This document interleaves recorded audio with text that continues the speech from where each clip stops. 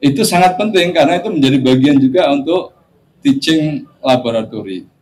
Dan juga nanti bisa digunakan sebagai tempat mungkin maklun untuk teman-teman UMKM atau mahasiswa atau dosen kita yang mau bikin startup. Di Panjen, nah. Pokoknya hitung-hitungannya jelas gitu Pak Dekan ya. Yang penting hitung-hitungannya jelas. Nah nanti Bapak Ibu Dekan yang duitnya surplus bisa investasi. Nah ini Pak Dekan Ekonomi sudah siap ini Pak. Dekan Ekonomi siap, Dekan Hukum mana Dekan Hukum? Nah, Dekan Hukum juga sudah siap. Nah, yang penting hitung-hitungannya kan gitu. Dan dari sisi pengembangan saintifik ya, itu menjadi sudah luar biasa. Profesornya juga sudah terbanyak Pak ya, 20%. Jadi profesor di FTP sudah 20%, Bapak sekalian. Nah, sehingga ya kita berharap betul dari 20% tadi untuk mengembangkan keilmuan, sains, teknologi, inovasi, kira-kira begitu.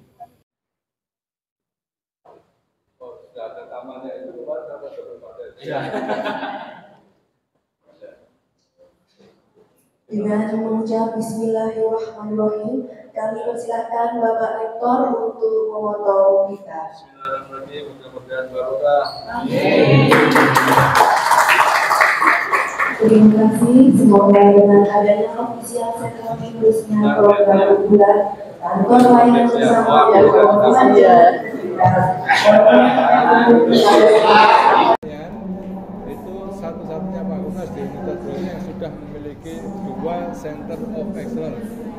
Kemudian selanjutnya juga yang di launching adalah Corporate Laboratorium. Corporate Laboratorium itu salah satu misi dari universitas juga, bahwa universitas bisa bekerja sama dengan industri untuk menghasilkan inovasi-inovasi.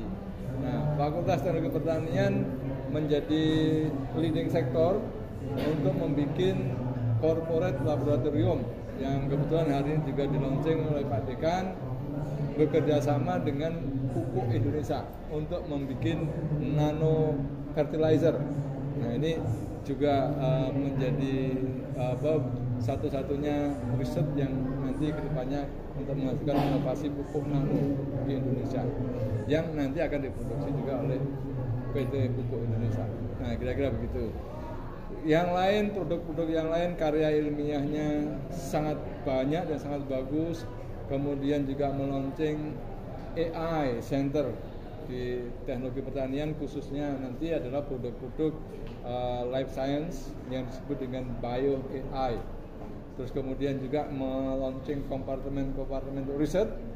Nah, ini motonya bagus sekali, one professor, one compartment, untuk melakukan riset dan inovasi. Dan hal yang membanggakan lainnya bahwa di Fakultas Teknologi Pertanian ini sudah 20% dosennya bergelar profesor. Nah, ini capaian yang luar biasa dan ini golden standard dari pendidikan tinggi di Indonesia.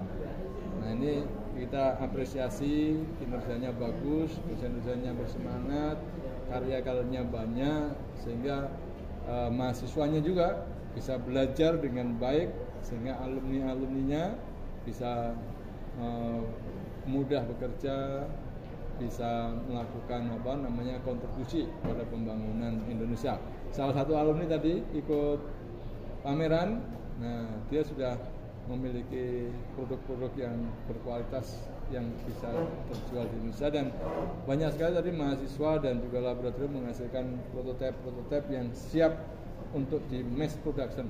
Kita nunggu ada investor atau perusahaan-perusahaan yang tertarik untuk memproduksi produk-produknya. Saya kira itu dari saya. Terima kasih. Pak, dalam pencapaian dari FTP yang sudah sekian banyak ini, harapan ke depan berkaitan dengan pencapaian UB sendiri seperti apa, Pak? Ya tentu bahwa capaian UB ini agregat dari capaian-capaian fakultas. Nah, FTP ini salah satu kontributor terbanyak capaian Universitas Brawijaya. Nah, tadi Pak Dekan waktu pidato menyampaikan ada satu harapan agar Universitas Brawijaya memiliki rumah produksi dari produk-produk yang dihasilkan oleh dosen dan mahasiswa, juga teman-teman UMKM, sehingga kita akan coba seriusin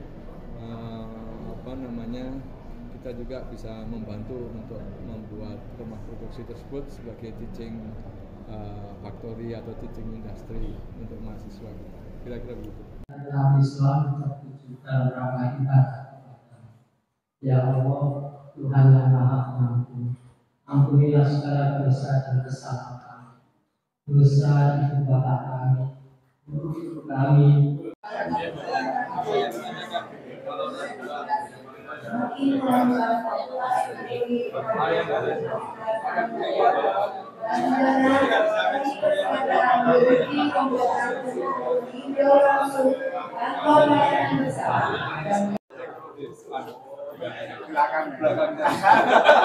Nanti ke depan kalau itu dibangun sekali ya, dinaikkan.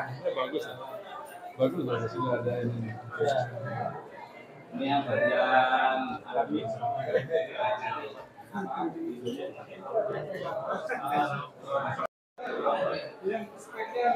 Ini yang itu Akor. Yang kemarin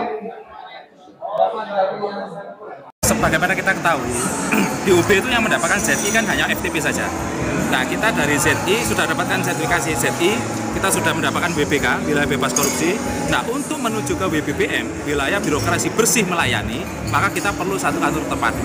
Artinya, kantor yang sifatnya transparan, kemudian dikerjakan secara profesional, kemudian terpadu, artinya mendekati ke stakeholdernya. Nah, artinya apa? Dalam satu kantor ini semua urusan selesai. Artinya tidak berbelit-belit, tidak menyusahkan stakeholder, tidak menyusahkan mahasiswa dan lain sebagainya. Nah, sehingga ini kita jadikan satu, dan itu yang dulu kita belum punya. Nah, sekarang kita punya namanya kantor terpadu.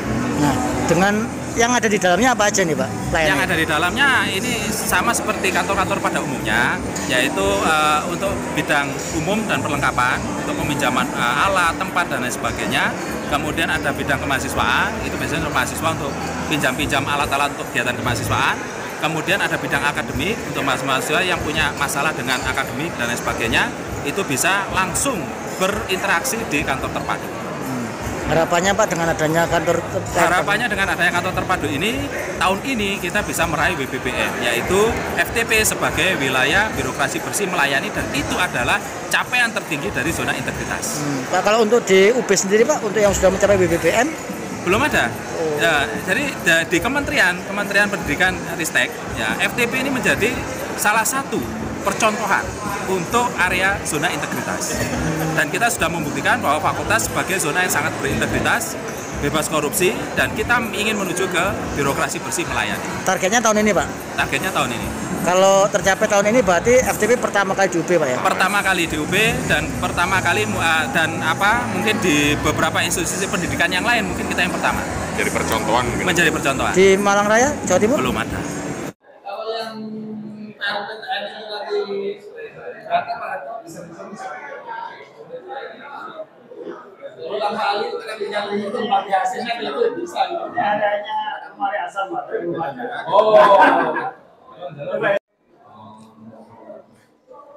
Suhu berarti di bahan, suhu termantap. Iya. Ini zaman saya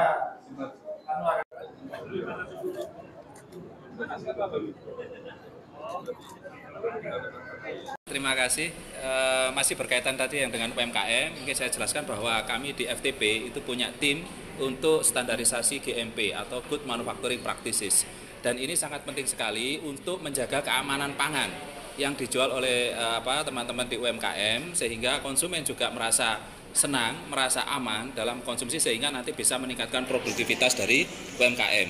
Nah, hasilnya adalah kita berhasil memberikan sertifikasi CPPOB atau cara produksi pangan olahan yang baik.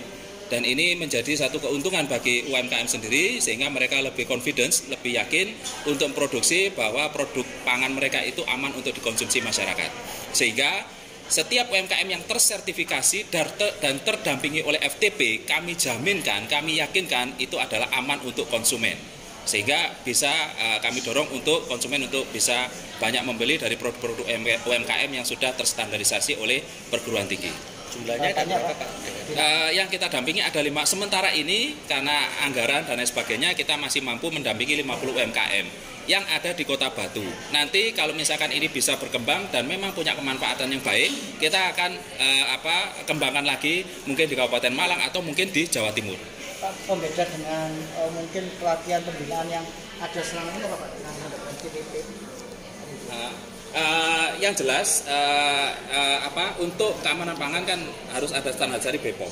Untuk mencapai ke BPOM, UMKM itu harus paham yang namanya GMP atau Good Manufacturing Practices. Itu ada 4 level. Nah, itu kita dampingi sehingga sampai mereka bisa mendapatkan standar layak untuk dijual ke konsumen.